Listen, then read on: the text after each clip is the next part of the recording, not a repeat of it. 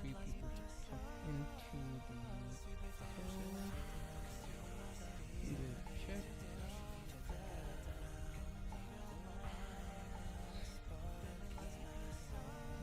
So share this around here.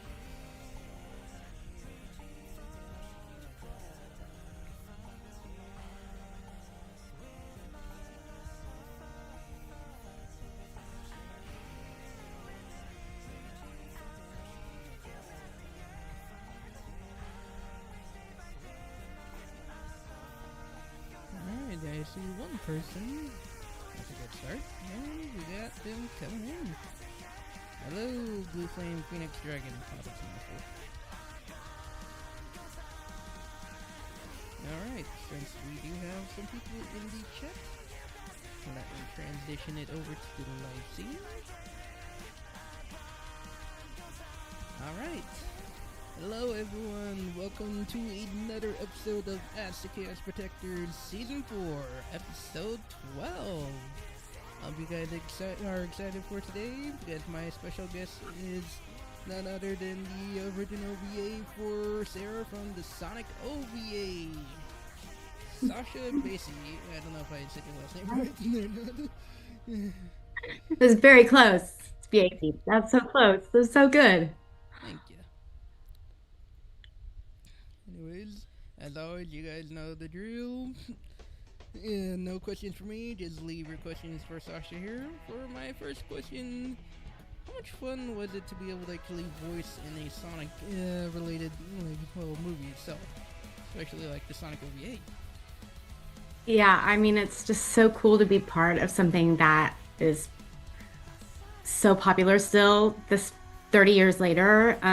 It was so fun because I was a very early Sonic game player, when it was Sega, I was like playing Sonic. So to be a voice in the movie was like really awesome because I was familiar with the subject. So I thought that was really fun and cool. So yeah, it was awesome. It's still awesome. Nice. Actually, I got an interesting question. What was your first thoughts on the character Sarah? Especially how her personality is. She's such a brat. I love it. It's, yeah, totally. It's just spoiled brat princess type. So it was really fun to play just because she's just totally over the top. So yeah, she's completely over the top princess type. Yeah, Blue Flame. Sarah, that was the human princess girl, right? Yeah. When I first saw the character, I was wondering, is she even human, especially with the cat ears and the tail? Yeah, she's got that like anamorphic thing going on where she's like kind of got cat ears and a tail that don't seem like they're attached to like a headband in her clothes. Yeah. But I don't really know. I mean, I just always just thought that's how she looked, but I never really thought about it. And then when I started thinking about it, I was like, those ears come off. It's probably because since in like OVA came out years ago, way before they started introducing other Mobians besides the usual characters like Sonic, Tails, Knuckles, Amy, and even the bird guy. I guess that was their way of testing out having a different anamorphic creature that Yeah. looks more human than Yeah. aside from the Yeah, tail. and she's so much cuter that way too, with her cute pink ears and her pink tail. I love her pinkness. It's so cute. Alright. And since you said you were an early Sonic game player, which one was your first Sonic game you ever played? I mean, it was the OG on Sega. I mean, that was like, Sega Genesis. I guess, yeah, I mean, that's it. I can still hear the rings going ding, ling, ling, ling, ling, ding, ling, ling, ling, ling, ling as you go along. So, yeah. You rarely have that many people who played the very first Sonic game on the first system. I'm Yeah. one of them. That's awesome. I remember playing Sonic 1, 2. The only one I never got to play till in the later years where they have it on in the consoles and computers is Sonic 3 and Knuckles. Oh, okay, That's okay. the only one I never got to play. But Yeah. that was the only one I never got to play till now. Alright. Next question for while we're waiting for some more questions from the chat is how much fun was it to work with the other castmates for the OVA? Well, we didn't work together, unfortunately. I mean, it would have been a blast because everybody is so talented and so fun in their parts. Mm-hmm. But um, we recorded our parts separately, and so I never even met really anyone except for Charles Campbell is the only person that I knew from the voice cast. Um, but I never even met anybody else. I mean, probably our paths crossed at points because we all worked in Austin at the Right. same time. But no, we didn't record at the same time, so it was just me in the booth by myself. So either way, it is still fun because you get to hear their voice work from years ago. Yeah. Now it got all put together into one crazy adventure for Sonic. Let's Yeah. see. Ooh, so someone asked, what's your favorite Sonic music? Oh, my favorite Sonic music. Someone sent me the soundtrack the other day to listen to, and I couldn't find it. And I ended up watching the trailer for the original film, but I don't I I don't really know the Sonic music well enough to pick Right, there's too many of them, my especially with favorites. a lot of them being written by a lot of amazing music composers, singers, like Johnny Yoli Yeah. with Crush 40, Live and Learn, and whatnot. Let's see. Would you think Sarah would be friends with Amy Rhodes?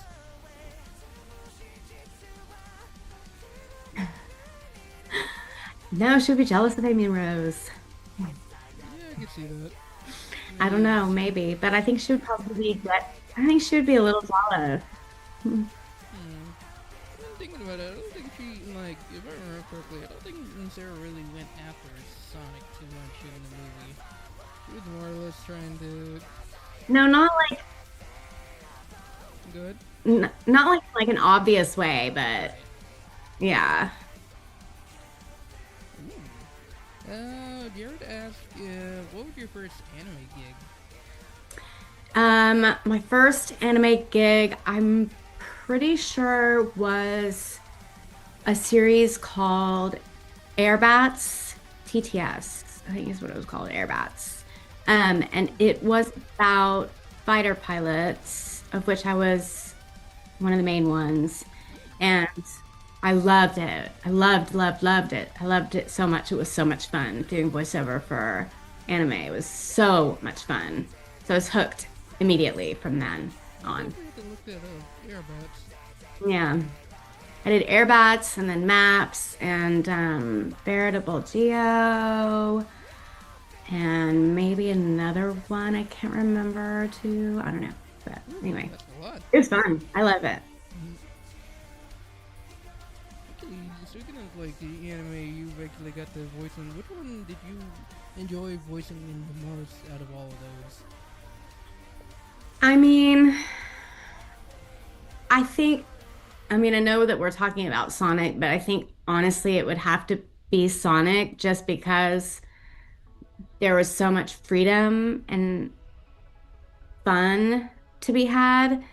It was, I think, because of the character that I played and her Mm-hmm. being such a brat and so like tantrum throwing type and like that, it gave me a lot of freedom to kind of show my range and screaming, I guess. But um, but no, I mean, I had fun on all of them, but I think that Sarah was the most kind of young and free, and I could kind of play and have fun with her more. Not thinking about it. Here's a good question for you. If Sega were to bring back Sarah and they asked you to come back, would you take it? I mean, that's a silly question. Of course, the answer would be yes. Like Yeah, that, before the question was finished being asked. yeah, no, definitely an obvious answer. Honestly, it would be cool to see her back again, like in a more modernized look, compared to how she Yeah, looked like in the OVA since that was done years ago. yeah. Yeah, I've seen some fan drawings where she looks more modernized and she's cute. She's super cute. Nice. Let's see. From Garrett, they ask if you were given the choice to voice an actual character in the Sonic series, even though Sarah was technically an actual Sonic character, but like to add to that, like a different Sonic, actual Sonic character. Let's see. But who would it be and why? Oh gosh. Probably Tails because I love Tails. Honestly, I could see that. You got the range and the energy to give, just like how you did with Sarah. Especially with how he is Thanks. now, like Yeah, with I the love Tails. serious side, but also the fun side. Just look at him in Sonic Racing Crossroads. He's got all that energy. Alright, let's see. Waiting for more. Yeah. Let's see. Have they in like trying to remember it. It was definitely in regards to anime. Like, have you gotten any new anime gigs over the years, or no? I stopped working as an actor um uh a while back, and I just finished owning my own cafe and bakery for over a decade. So I'm I haven't in a while. So no. Living life. I've seen your shops, bowls, and cakes, I think it was. Yeah, I forgot what it Yeah, was. skull and cake bones. Yeah. Actually, that's one thing Yeah. I've been wondering. What inspired the creation of that place, of the franchise itself? Um, well, I mean, there's two of us. So one of us is the brains, the skull, and the other one is the bones, the recipes and stuff. So that's Yeah. kind of how we play it. So, yeah, so my partner is the brains behind the operation, and I'm all the recipes and the cake Nice. stuff. I've Um, seen the pictures. but They're all amazing. oh, thanks. Yeah, it was really fun. It's really fun. I mean, we still do festivals and stuff, so it's still really fun, but it's not as intense as it used to be, so that's good too. It gives you time to relax. And when somebody does order a cake from you, it gives you the time to work on it. And then give it all you got. Boom. They got That's one right. good looking cake. That's right.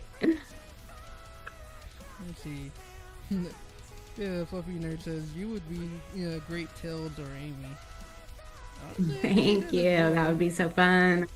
Like just like in Tails, like Yeah, Amy had all that'd that be energy. fun. I got a question for you. Aside from Sarah, obviously, were there any other favorite Sonic characters that you liked? I mean, like I said, I love Tails. I really just love Tails. Nice. Yeah. Ooh, and the Fluffy Nerd asked, and they said, I'm actually getting into voice acting online. What tips would you give anyone out there for just starting out? Um, I would definitely pay attention to things like your enunciation of words and your diction and being able to really speak clearly um, and confidently. I know that it's really easy to set up a booth at home that you can operate out of so that you can work remotely now doing voiceover work. But my best advice is just to have fun and enjoy yourself and don't hold back. And yeah, mostly just voice and diction. Yeah, and like when it comes to like for me, I've been voice acting for a few years now. Yeah, and I've been looking at some roles that would actually require you to, like pronounce this like name, or word. Sometimes they won't have like, like the showing the pronunciation. would have to look it up. I had to do that a few times for some of them, especially with some of them being in Spanish or whatnot. Oh wow, yeah. Yeah, so I'd have to look up the pronunciation and listen to it so that way I can try to say it myself without, butchering it. Alright, let's see. Hello, Data. Alright, so next question. Actually, during the first few days of like voicing Sarah, was it hard to get the right and hard to like get the right voicer in the direction that they were looking for? No, I totally understood what you were saying. I guess,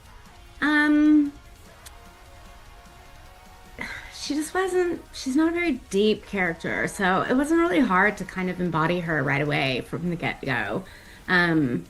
Direction-wise, I think I had a lot of freedom because mostly I was screaming a lot. Um, but yeah, and back then my voice was a lot higher, so it was a lot easier to do all the high stuff. But yeah, I found Sarah to be quite an easy character to embody right away. I would say she definitely had a lot of energy in the movie, which was crazy. She That's didn't for really sure. pay too much attention about her own danger and safety. No, In regards to not even caring about that she was kidnapped by Dr. Eggman himself. I know. Like, she had too much carefree and whatnot. Yeah. Ooh. Dare I ask, since you're doing bakery now, I gotta ask, what made you start doing bakery in the first place? I've actually been wondering that myself. Well, we started the bakery in, I believe, 2013. And at that time, my daughter was really young, so I was baking a lot. Everything I was doing was vegan because I was vegan. And I just was kind of good at it, I guess. I was only really making cupcakes. And then we got into Whole Foods. They wanted to sell our cupcakes. We kind of did things backwards. We didn't really know what we were doing. We just kind of started this company selling cupcakes, and we got into Whole Foods. And then from there, we got into HEB, which is the largest grocery store in Texas and Mexico. And then we opened a cafe and we started serving real food and started baking real sized cakes and all other kinds of baked goods, and everything was vegan. And like I said, we still do festivals, but we closed our bakery and warehouse space 2 years ago. So yeah, it's great. It was fun. Since you said you started the bakery back in 2013, did you really what was your reaction seeing how it was started small, going up to big stuff like grocery stores and then to the cafe? Like, were you expecting it to grow that big? Not at all, no. And then it's like if you like we kind of like when we were on our way to meet with Whole Foods, Mm-hmm. because at the time they didn't have any vegan cupcakes at all for Okay. sale. So when we went for our meeting with them, we were like, we should probably calculate the cost of these cupcakes. So Yeah. we were like, well, like flour was this much and sugar was this much and whatever. And we went through and we priced it out. But we didn't even factor in if we were going to ever have to hire employees, because at that time I was the only one baking. So we didn't factor in rent or employees or any overhead whatsoever. It was just our ingredients. So they were like, so what's your cost? What's your price? And we told them and they were like, awesome, perfect, great. And we were like, oh. And so it turns out we never made any money off Whole Foods, but we learned a valuable lesson, and it gave us a lot of street cred. So it really being in Whole appreciated that opportunity. And the growth was pretty steep after that and shocking. And then when we won HEB's Quest for Texas Best, we really had to up our production because we went from a couple of stores in Austin to stores across the state. So we were producing on a much bigger level. And so we needed a much bigger space and a much bigger freezer, much bigger, much many more people. And so it was exponential to say the least. And no, we were not expecting that at all. We were just flying by the seat of our pants the whole time, it felt like.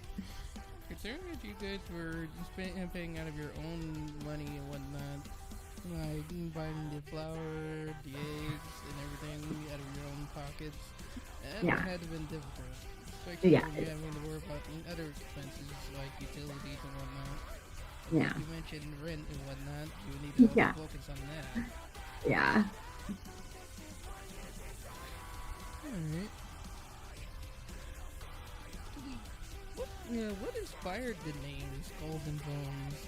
Like, did you have other names for the cafe before that? Yeah. It's funny. We talked about it a lot. Like, in the very beginning, I was like, my name is Sasha, but when I was little, I couldn't say Sasha, so I called myself Saza. So that's my nickname is Saza. So we were like, well, maybe it could be like Saza's cupcakes or cakes or something like that.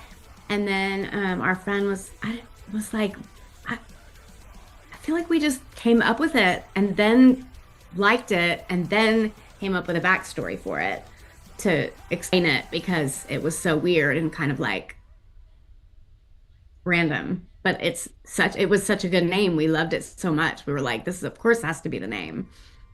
So yeah, it was different back then too to be called that. So Okay. Hmm. So, and since you said you had closed down the cafe 2 years ago, uh, yeah. hmm. So what made you decide to stop the cafe? Well, mostly it was our landlord wanted to increase the rent by 40%, so we kind of got pushed out. It was kind of it was just it was kind of time as well. So when that happened, we were like, okay, I guess it's time. I guess it was a good So time yeah, to just it finally was put good it in timing. after so many Yeah. years. Yeah, we were like, okay, bye then. So yeah, Well, at least you got all the memories you had, especially being able to bake all exactly. those cakes, being able to give it to the people Lots in of the good cafe. memories. Yeah, it was fun. It was a lot of fun. The place may be gone, but the memories will always still be there in your head. That's right. Alright, let's see. I'll wait for a few more questions here. Hmm. And do you have any, aside from, baking, did you have any other hobbies that you enjoyed doing? Um, I I was a yoga teacher for a while, so practicing and studying yoga was a passion of mine, is a passion of mine. Again, after the bakery, I have time to do that again. You got plenty Um, of time. yeah. But yeah, my career pretty much took over and just ran my life. I mean, I became a mom, so being a mom is like my favorite hobby of all. So Right? there's that. But You aside get from to that, be with your kids all the time. yeah, Enjoy. I just have the one. I just have one daughter, but yeah, she's my favorite thing in the world. Always good to make great memories with them, especially Yeah, for this many years. Especially with the yeah, bakery, you guys got. I bet you got to do a lot with her on yeah. that too.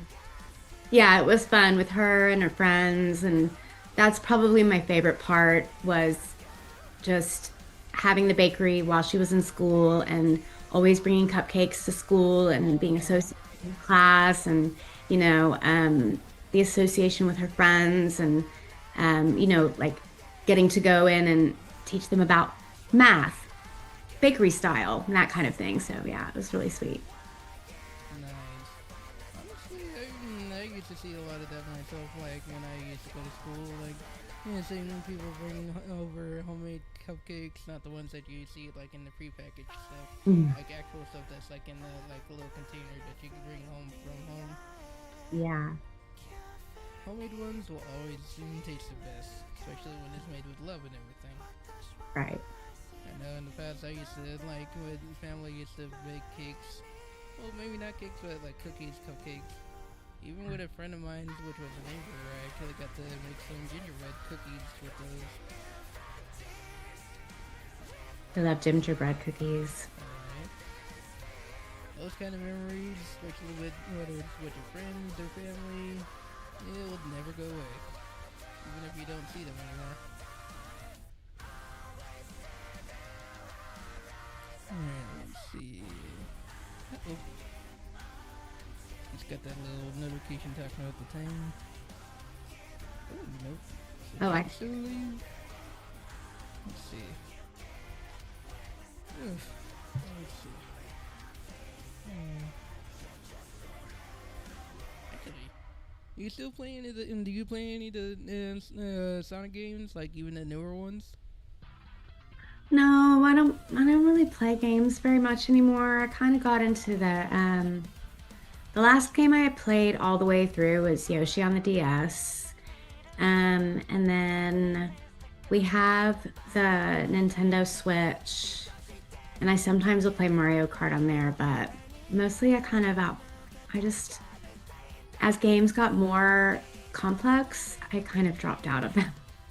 I was like, they're complicated. I remember Atari. I'm like, so I just didn't grow with games, I guess. There's still, like, with the newer games, it's hard to really adapt because when it comes to when I'm playing games, like, I learned to, like, I immediately adapt to, like, the gameplay, the controls and whatnot. But when it comes to more games that literally are more advanced, especially on the style, the way you're supposed to play it, it's hard to really adapt to it because there are times when I need to, like, ask for help.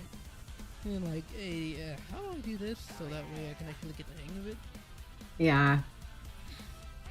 Like, I'm used to being able to just to adapt to it, and then, boom, it's played through. Yeah, exactly. Let's see. If we don't get any more questions, and I'm running out of questions, so it might end it up a little early. If we don't get any more questions, Okay.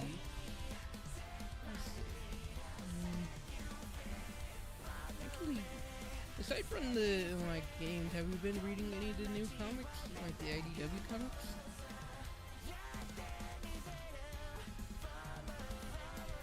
No, I haven't. Is that something I need to look into? Yeah, that way you can actually check out some of the new characters that they added in there. I could probably send you a link to a website where you can actually find some of the comics in like the newer issues.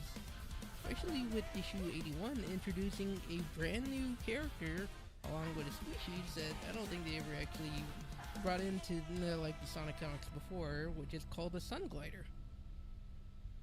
Oh, cool.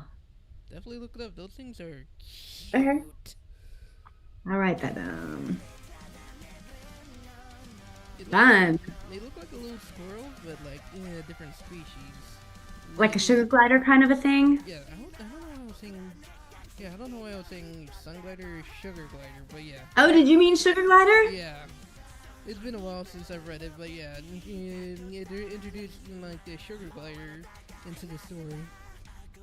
You'll definitely love it. Yeah, they're really cute. Like, seeing how like the characters you've probably gotten used to, especially like if it's just Sonic, Tails, and Amy, or even like Metal Sonic, you see so much change, even in the Eggman stuff. Alright, since we don't have that much questions, we'll probably end up a little early here. I've ran out of questions, especially since some of them have already been answered. I hope you got to enjoy doing this. So fun. I definitely had a lot of fun getting to know you more and whatnot. Alright. Anyways, guys, I hope you guys enjoyed the stream and the Q&A with Sascha. Definitely, it was a lot of fun. Anything you would like to say before we end it off?